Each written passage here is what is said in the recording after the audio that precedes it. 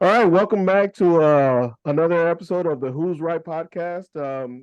Here's Franklin and Victor coming to you, and we're going to talk a little bit about what's been going on the last few days. But before we get started, how you doing, Victor? I'm doing great. I'm still pumped up from the press conference that Carlos Mendoza had a couple of days ago. I'm excited to talk about that. To talk about some of the deadlines that are coming up, and yeah, let's get into it. Yeah, yeah. I mean, just started us off, man. Just talk about the press conference. So, how do you feel about it? Well, I first off, first off, I love how he is able to speak to both the Latin community and um the community, American community, just on and off. You saw him answer questions in Spanish and in English, like it was nothing. And I think what I liked most too was his emotion. You could see the passion when he talks about leading a club, and not only that, he seems like he wants to be there, and he's talking about being with a collaborator with David Stearns there, and I think this is a perfect fit for us. Yeah, but what were your thoughts? Well, obviously, you can't say much in the press conference that's gonna impress me at this point. But he definitely didn't lose me, right? You can lose a press conference, well, like a Mickey Callaway, he lost us when he kind of wanted to love on the players and stuff like that. So he definitely lost me, but he didn't say anything that I didn't like. So he definitely, he's a second Venezuelan manager in the major leagues, and so it's probably he's probably holding on to that pretty high, and wants to do a great job, which gives me comfort because if he's gonna have that pride to be the second guy, it's gonna help a lot in his preparation. From what I've heard from the Yankee side, he's a no nonsense guy, which is good.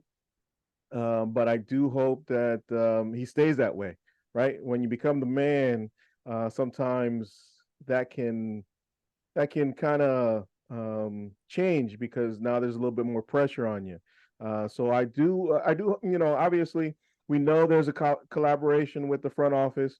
It's not the old days where the manager managed and the front office did their thing separately. It's in today's world, it's definitely a collaboration, and I just hope that he stays true to himself, right? That if he feels strongly about something, that he's not going to cower to the front office. Obviously, it's a give and take, right? You're not always going to get what you want, but at least I want him to speak his mind and make sure that if he strongly feels about something, that he kind of pushes through and wants to get that done. But yeah, those are my quick thoughts. Obviously, you never know because we're in New York, and New York, it's a different animal. So I'm hoping that that he can, even though he's done this about 30 times or so with the Yankees, that he can actually do it with the Mets as the guy. So I'm definitely hoping to for him to be that guy. And yeah, and you said it, able to talk to um, the Spanish guys. Now he's just got to learn Japanese, and then we're all set with him talking to Senga and Yamamoto. Yeah, and that'll be something, right? Because it seems like we're gonna have some of our star players from the Japanese baseball league that over at the MPB. But we'll have to concede that language barrier for now. Maybe we get a bench coach from that'll speak Japanese. But speaking of, who do you think is coming on as our bench coach? in the coming days. I know there were talks about bringing on a Mets legend, if you want to say, and I wouldn't say he's a West legend, but he definitely is a guy that, because of how it happened, Mets hold him dear to their hearts just because of how he got fired. But yeah, Willie Randolph, I wouldn't mind it just because as a bench coach, you're bouncing off ideas and getting ideas from your bench coach that you might not be thinking about because it's a different voice. So I do like a different voice because it's a guy that's older, part of that old school.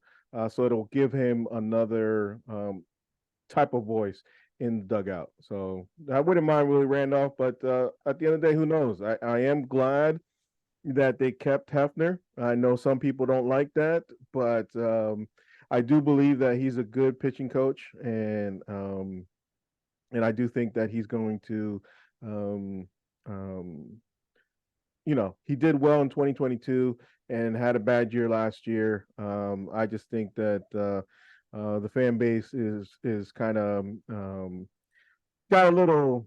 I think he's taking too much criticism at the end of the day. I do think that he's a good coach. So, but we lost Joey Cora. You know, loved his energy at the third base side, but at the end of the day, hopefully we get somebody similar, or just as good as Joey Cora. But yeah, what are your thoughts? yeah, no, like you said, the fact that we're keeping Hef is a huge thing for me. Is I to have that one stable piece that stays in a changing organization. Hef is a great person to have in that um, as that piece. And I wouldn't put a lot of the blame for this past year on Jeremy Hefner because uh, you had two veterans that were coming in that were older than him, and how much advice are they taking from Jeremy Hefner? And then you have a Kodai Senga coming in from the first year, transitioning from the MPB to the MLB, and looking like superstar, taking second in the Cy Young or the Rookie of the Year rather this year, and that's just the beginning of it. So I'm glad that he is here to stay. Um, and but when you talk about Willie coming back, I gotta say I don't love the idea just because he's a lot older. But not only that, he has managed before, and although that might be great for Mendoza to have that uh, managerial managerial experience in the dugout, being able to coach him almost as he's in this first year of managing. I think it would be good, but um, I don't think it's necessarily needed. On top of that, we talk about old school style of coaching. He talked about a little bit about that in his presser because he played in the '90s. He was a player in the '90s and started coaching in 2009 when all the baseball analytics started to come into play. So he has a little bit of that touch of both worlds that he'll be able to still stick to the roots of what baseball meant back then, but also what it's starting to become now. Yeah, yeah, no, absolutely, absolutely, yeah, and with Randolph, yeah, I don't, it'd be nice, but I won't be hurt either way if Randolph's the guy or not. Maybe it's Chavez, maybe Chavez stays as the bench coach. Who knows? But I doubt it. But hopefully we'll find out in the next week or so. Hopefully they won't prolong that, so they can get to work as a group. But let's transition now to the Rule 5. So we only kept Alex Ramirez of the guys that were eligible to go on the 40 man, and so now we're up to 33 spots on the 40 man roster. And So yeah, give me your thoughts on Alex Ramirez. I've been seeing so much hate on Alex Ramirez these past couple of days, past week even since um, um, they've added him to the 40 man just because of the season he had in 2023, and it was very disappointing to say the least. I mean, he was somewhere in the 600s in OPS this year. In double A where he was already um, playing last year, and you usually want to see some improvement there. But this is a kid that has some serious talent, and I love the decision to keep him on the 40 man roster and to keep him protected because there are teams out there that would have swooped him up in a heartbeat. Um, and he's a young kid, so I'd love to see him develop some more. I'm just surprised, honestly, that we haven't added more of those eligible players to the 40 man just yet. And I know we still have some time, but some of those pieces that we were acquired in September, like Justin Jarvis, Coleman Crow, um, even Jeremiah Jackson, um, those are guys that I would have liked to see put on there immediately because even though some of them didn't have the best transition over to the Mets, they are guys that were doing well in their respective clubs. And when you get traded, it's not always easy to come over and just perform like you're used to. So it'll be interesting to see what they do in the next couple of days, but those are some names that I'm interested to keep. Or was there anyone that you were surprised that wasn't put on there right away? No, no, because I'm with you with Alex Ramirez. I think he's going to be. I think he's going to have a bounce back this year. Hopefully, he'll start off at Double A, and I know sometimes it's an adjustment at Brooklyn because it's hard to play there for hitters sometimes. So I'm hoping that once he gets up to Double A, to Binghamton, things will change around for him because I do think it's just a one bad year, and I do agree with you. There was way too much hate on him for the little bit for 1 year, and yeah, he's not our top prospect anymore. But that's because we acquired some other guys, and so we don't need to rely on him like we did before. We can let him develop on his own and just um, and grow. So I'm not too upset about that. I actually agree with you on that.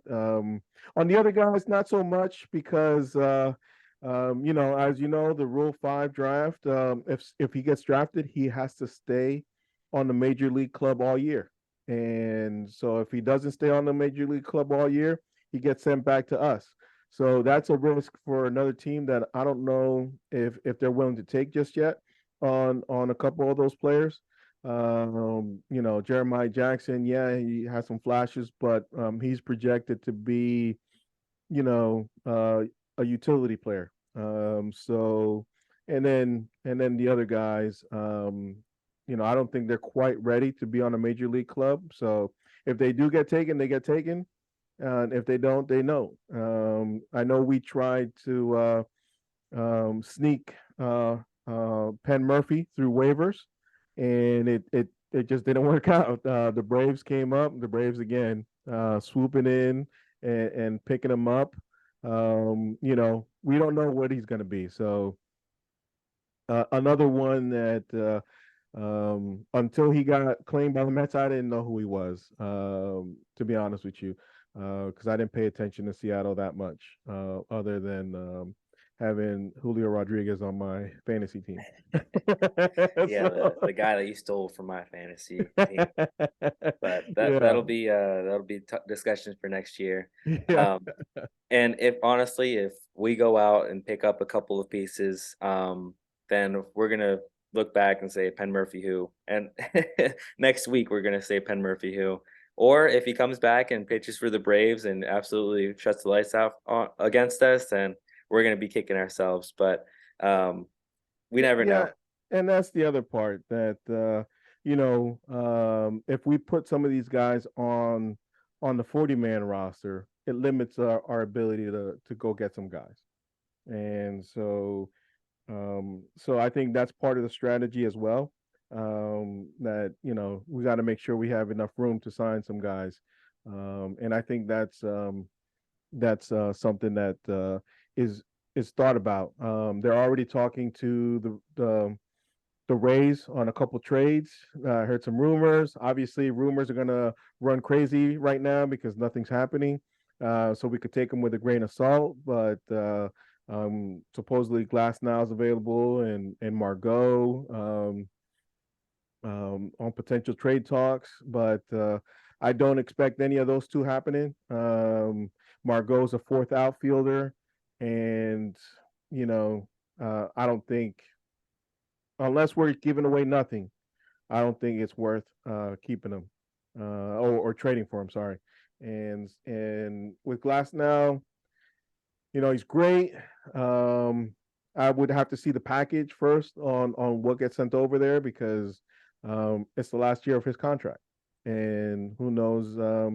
I like to focus on Yamamoto first.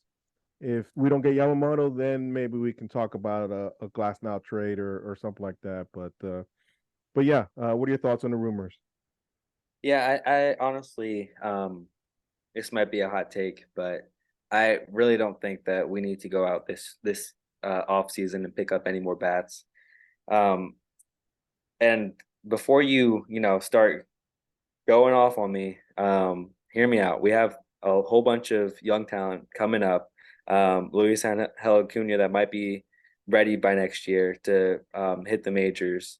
We have Starling Marte coming back, and a couple of other guys that were fighting for spots in the lineup this year that would have been uh, great candidates. And look, we already talked about the Mets not being serious contenders in 2024. They're still going to contend. They're still going to push for a playoff spot, and all you need to do is get in these days. But you don't need that, exquisite bat that will hit you 40 home runs or uh, get on base at a 300 clip. And so I am interested about the Glass Now trade because that would be a piece that we would need to fill up our rotation. Mm-hmm. But like you said, I would rather us go after Yoshi first, even go after some of the other guys that are hitting free agency. Um, I know a lot of people don't like Snell, but he's still a young guy, and if we can get him for the right contract, then I'd like to see Blake Snell in a Mets uniform. I mean, the guy's in an exclusive club with two Cy Youngs uh, in two different leagues, so Now I'm you gonna can't start just. yelling at you. I don't want Snell. Snell, you can leave out the door. Snell is contract year. He's not really that top. He's gonna want top starter money. And I don't believe he's a top starter. And if he's the back of the rotation, three, okay, you can sell me on that. But he wants more than that. He wants top starter money. And the only guy on the available on free agency that I would give top starter 1, 2 money to is Yoshi. That's it. Everybody else Yeah, would be a trade for me. and it's going to be a bidding war for Yoshinobu Yamamoto because he's the best player in this free agency class right now. You have to leave out Otani because he's not going to pitch this year. So he's the best pitcher on this free agency class this year, and the Mets are front runners to land him. But if we don't, you've seen this before with last year when we didn't get DeGrom. Who do we go out and get? The 40-year-old man and Justin Verlander. And I mean he pitched all right Well, for us, but yeah, yeah, and I agree we're going to get somebody, but I think it's either Yoshi or a trade. I don't think it's going to be Blake Snell or Nola or any of those guys. It's going to be either Yoshi or they're going to trade for a Glass now or trade with Milwaukee for somebody. for Burns. Sorry, not somebody, but for Burns. I think that's what's going to happen. We're going to give up some capital if we don't get Yoshi. We might give up capital anyways. We might sign Yoshi and trade for a pitcher, which yeah, I don't mind that either. But yeah, Yeah, and I wouldn't mind seeing the Mets go out and if they don't land Yoshinobu Yamamoto, pass on those guys. Land some of the second line, third line starters. Like Imanaga's out there. He's going to be a probably third in the rotation. You have mhm. Eduardo Rodriguez that no one's talking about. That I he's know on that's the your top of my boy. list. He's ever since he shut out the Mets last year, and he almost, I think, held them to a no hitter. Um, I've been high on Eduardo Rodriguez. He's had his ups and downs this year, but I would love to see the Mets go out and land a couple of those second, third tier starters if they don't get the big fish. Yeah, yeah, no. I wouldn't mind Rodriguez. He's kind of one of those guys that always slips under the radar this offseason so far because you're right, nobody is talking about him, and that's a guy that I wouldn't mind being number three. Well, number three, four because we do got Quintana. Well, I wouldn't mind. I've seen some rumors and reports from some people that say that Quintana might be one of those pieces that could be used as trade bait. And so, if that's the case, and I have to look up how old Eduardo Rodriguez is, but if you can land him on a 5 year deal or a four-year deal, um, and have him for a good amount of time, then Quintana's older. Um I wouldn't hold it to him if they ended up trading him away this year. But I don't know. It's all about building a lasting team. And one of the things that we talked about last year is trading away, or last episode was trading away some of the pieces that aren't going to be here for you in a couple of years. Quintana's one of those. And if you can replace him with someone like Rodriguez, then I'm all for that. Yeah, the only thing I would say is Quintana's pitching, and pitching is different from bats. You never can get enough pitching, and that's the only thing what I would say on that is that, and I like Quintana. He was and if he could eat up some innings in the back of the rotation, why not both? I'll take both. Yeah. No, you can um, never have too much, yeah, for sure. yeah. So let's finish up the show on the non-tender deadline here. Um, yeah, honestly, for me, we can let all of them go. We can non-tender all those guys. I don't have an Except for issue. Pete. Huh? Except for Pete. Well, yeah. I'm talking about the fringe guys. I'm talking about the fringe guys. Guillorme, obviously Vogelback, those kind of guys. Um, Well, as I go down the list, there are some guys that, because I can agree we can let a lot of them go, but what you talk about needing pitching, and there's some good pitchers on here that I wouldn't want to see let go. Obviously, David Peterson is hurt this year.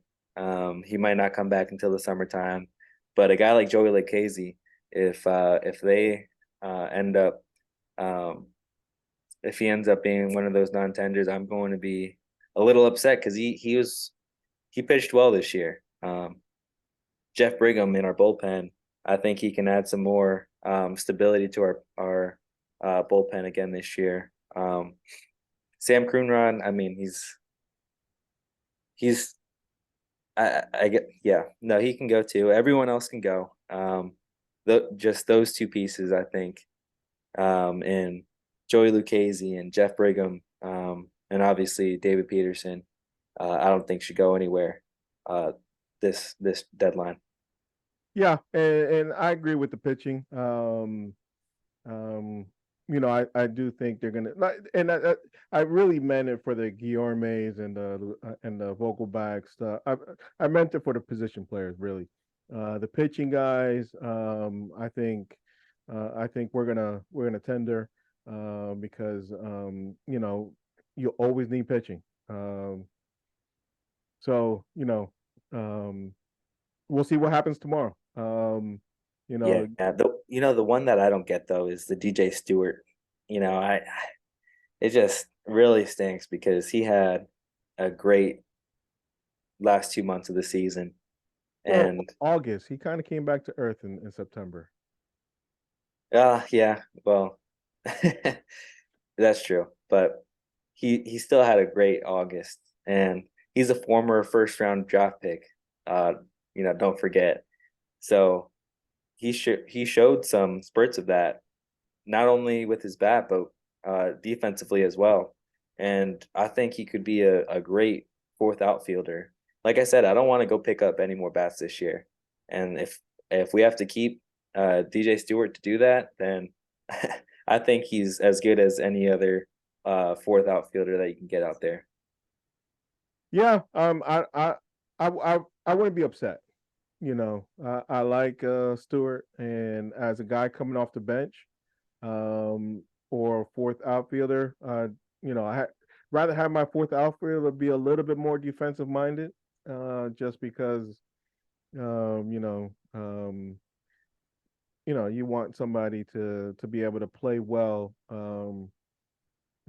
and center field. I would love a fourth outfielder to be able to play center field when Nimmo Kemp is either resting or taking a break or what have you. I'd rather my fourth outfielder be the um, defensive, a little bit more defensive minded. But if he's the fifth outfielder, right? If he's the fifth guy, yeah, I wouldn't mind. I wouldn't mind that at all. But I agree with you with Lucchesi and Brigham. We do need to keep those guys because we need as much pitching as possible.